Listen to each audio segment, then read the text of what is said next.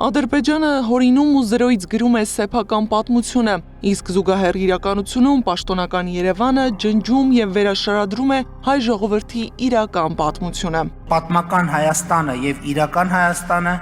ոչ միայն համատեղելի չեն, այլև հաճախ հակոտնյա են միմյանց եւ նույնիսկ լրջագույն սպառնալիքներ են ստեղծում մեկը մյուսի համար։ Իսկ Ադրբեջանի հորինած պատմական ու քաղաքական աբսուրդին պատասխանում է քարտեզագետը, քարտեզներով, այդ թվում միջազգային, հստակ ցույց է տալիս Հայաստանի հազարամյակների պատմությունը։ Խնդիրը հրատապ է այսօր։ Այսօր մենք խոսում ենք սահմանազատում սահմանագծումից, խաղաղության պայմանագրից, ամենը կապված է մեր սահմանները որտեղ են։ Մենք որտեղ ենք, ինչ ենք եւ որն է մերը, որը մերը չի։ Դրա համար ես ոչ թե սկսում եմ վերջի տարիներից, այլ վերադառնում եմ մեր թվարկությունից 600 տարի առաջ, որ աշխարհի հնագույն աշխարհացույց քարտեզը գոյություն ունի,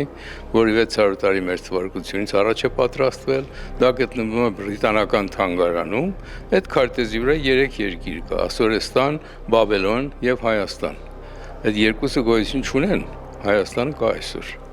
Մինչ պատմական ու իրական Հայաստանի արանքում հայտնված գործող իշխանությունը փորձում է քանդել իր ստեղծած քաղաքական կծիկը, Բաքուն քարոզչական ամբողջ արսենալը գործի է դրել հորինված գաղափարը ներարկելով սեփական հասարակության մեջ, հասցնելով հարևան երկրներ ու ի վերջո միջազգային հանրությանը։ Այսօր արդեն Ալիևը հայտարարում է, Արևմտյան Ադրբեջանի հարցն արդեն ներառված է միջազգային օրակարգում։